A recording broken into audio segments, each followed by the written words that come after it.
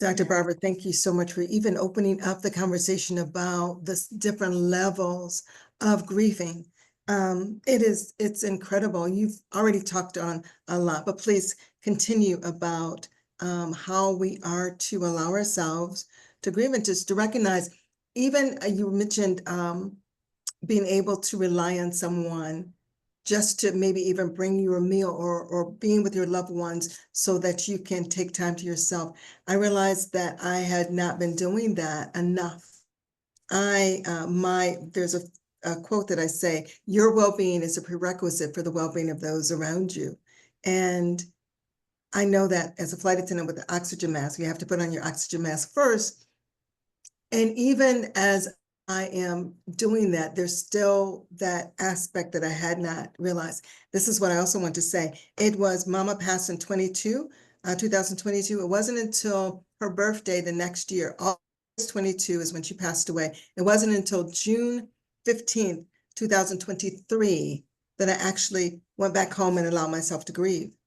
I had to go back to her place of rest at the cemetery, and I had realized that I had not taken the time that entire year because I had to take care of Robert. Mama passed away in August. Robert's symptoms started progressing, and then in March of 23, that's when they escalated. He walked away from the house and had to be given more protection and put into a secured facility. And even from March until June, I still hadn't let myself feel. So please continue with your wisdom on what it looks like and what we're to do, how we're to process through this. And even like you mentioned, that Robert had to be put in a facility. That's another thing that is you're not comfortable with. That's another thing that you would not have wanted, but had no choice. And sometimes even doing that make you feel guilty that you're and even him, even though the diagnosis of his illness was becoming progressive, may feel that he's been abandoned. And you Yes. yourself may think, oh, he may feel that I've abandoned him. Because when he's at home, it's a familiar environment. When you're gone to work, you know that you're coming back from work to him home. But Yes. you know that within yourself, I'm going back home to Robert. So the fact that he's somewhere else, new environment, then that is in your mind thinking, I'm going home. Robert is not at home. I have to make time to find some time to go somewhere else to see him. That's another thing. Wow. And those are things that can even bring on stress. Yes. Yes. Psychologically, emotionally, physically, that we may not even understand, realize that that's even another area that is impacting the grief that we're dealing with. So these are all different kinds because, like I said, anticipatory grief, this occurs when a loved one is facing a terminal diagnosis or when someone realizes the potential outcome of their own illness. People may start grieving the impending loss even before death occurs, which can create a unique emotional burden. Yes, ma'am. Yes, it does. Wow. Yeah. That's a good picture. So what are So, some of the things that we can do? What were, and I love the advice that you gave me the other day for my friends. Continue. This is really good. so right now, because you see what's happening, mom was a just passed, or during the time of mom illness, caring for mom, you were given the bad report, as it were, with Robert, and then care for Robert starts then while caring for mom. Now, in the midst of caring for Robert, with the fact that is at a, it's the report you receive is that is more of transiting. Is transiting. So you were basically waiting for that time. Yes, yes. And then you got the report in the midst of this about the loss of your friend who was like a sister to you. Mm-hmm. So then again, we see I mean, you cried, but it's not even that you can spend time grieving for her. Wow. And do you know what, Dr. Barber? I don't mean to interrupt you. I just realized that in between all of that, just a couple of months ago, a very dear cousin of mine passed away unexpectedly. And a couple of days ago, a cousin, and I think I'm grieving more for his wife than for the cousin that actually passed. But that cousin that unexpectedly, he was very, very dear and totally unexpected. So I can see now, not even recognizing, not even taking note of what I'm grieving.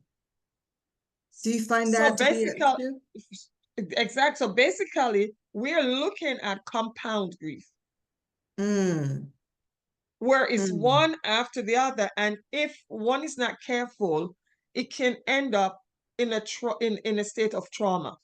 Wow. Wow. Because Robert, um, right now is anticipatory grief. God only knows. Whoever was saying that we stay in our lane.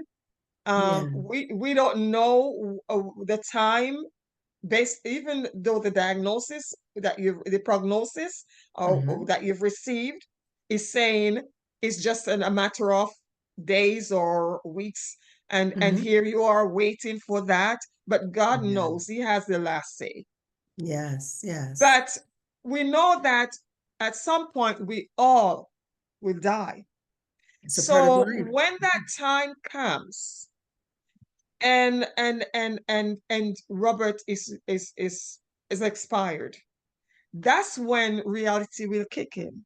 You'll feel the Mm, grief of the people who has died within this last few weeks, mm-hmm.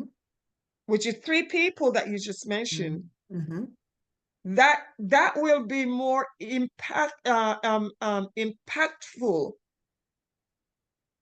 The grief that you're gonna feel Mm-hmm. when Robert passes Yes. will affect you in such a way that all the others you will just start reflecting on it, Mm, mm.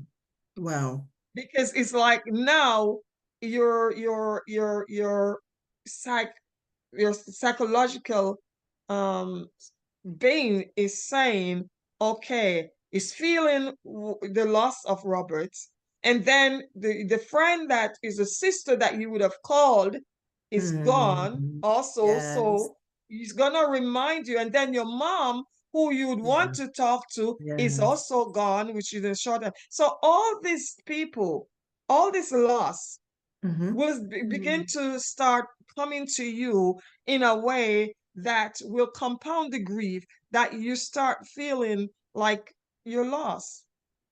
Wow. And what is a And way?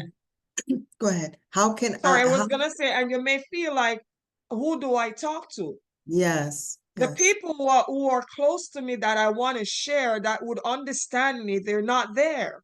Mm, so true. And you may feel that you are alone in this. Mm, And even so, you may even want to say, let me try to go to work all the time to get rid of it, yes. Yeah. to suppress it, to just hide from it. But the answer is, allow yourself to grieve. Mm, If in for you to be healed, there is no specific time frame. There's no specific time frame in which you Robert is your husband, you're close. Like I said, you're already grieving, but at least it was there. mhm. No, it's not there. Mm. So the grieving process may be more intensified. Mm. However, as you allow yourself to take time and to go through the grief,